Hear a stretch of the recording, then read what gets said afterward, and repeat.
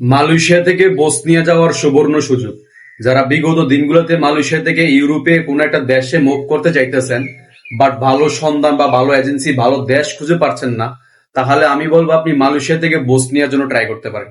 Bosnia এমন একটি দেশ যে দেশে ইউরোপিয়ান কালচার, ইউরোপিয়ান সিস্টেম বা সিটিজেনশিপ পর্যন্ত পাওয়া যায়।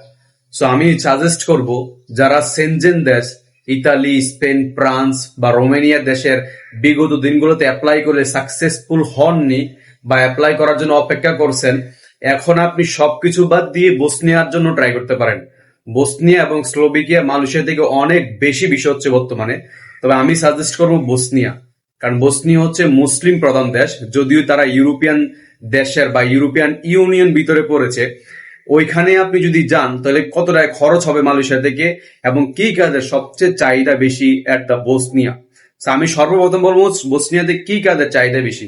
সর্বপ্রথম বসনিয়াতে যারা গিয়েছে বিগত দিনগুলোতে তারা সবাই রেকমেন্ড করেছে যে কনস্ট্রাকশন ওয়ার্ক এবং প্রিন্টার, মানে বিল্ডিং, বড় বড় বিল্ডিং এর রং করার কাজ এবং বড় বড় বিল্ডিং মানে করার কাজ, মানে রাজমিস্ত্রি, যেটা বাংলা খাস বাংলা বলা, যেটা আপনারা যারা বুঝেন, রাজমিস্ত্রি কাজ, রাজমিস্ত্রি এবং প্রিন্টার মানে বাসা রং করার কাজ।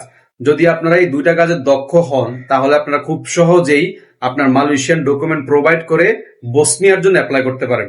আর সবচেয়ে বড় বিষয় হচ্ছে মালয়েশিয়া থেকে বসনিয়ার ভিসা 95% রেশিও, ইন্টারভিউ ছাড়াই, কোনো ইন্টারভিউ লাগবে না, আপনি চাইলেই খুব সহজে কিন্তু অ্যাপ্লাই করতে পারেন। আর বসনিয়া যাইতে কত টাকা খরচ হয় মালয়েশিয়া থেকে, এটা সবচেয়ে মেইন বিষয় হচ্ছে আপনি কোন এজেন্সি বা কোন দালাল দিয়ে যাইতেছেন।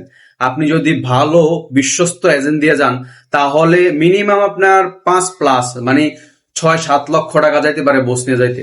এইটা হলো অনেক ভালো আমি মনে করি, কারণ বিগত দিনগুলোতে যারা রোমেনিয়া, স্পেন, পর্তুগাল গিয়েছে মালয়েশিয়া থেকে, তাদের কমসে কম 10-12 লক্ষ টাকা উপরে গিয়েছে।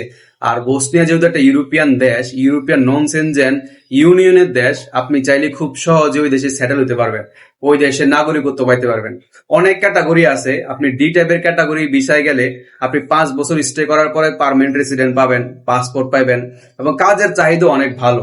এ টু জেড বলতে পারেন আপনি ইউরোপিয়ান যত ফেসিলিটি পাওয়ার কথা ওই দেশেও পাইবেন, শুধু নামে ভিন্ন, এতটুকুই। আমি মনে করি যারা মালয়েশিয়া থেকে ইউরোপে যাওয়ার আশা করতেছেন বা বিগত দিনগুলোতে অপেক্ষা করছেন, আপনি বসনিয়া যেতে পারেন। খুব ভালো দালাল দিয়া বা এজেন্ট দিয়া সত্যতা যাচাই বাছাই কইরা, কোনো মানে সত্যতা যাচাই বাছাই কইরা নিজে চেষ্টা করে বসনিয়া যান।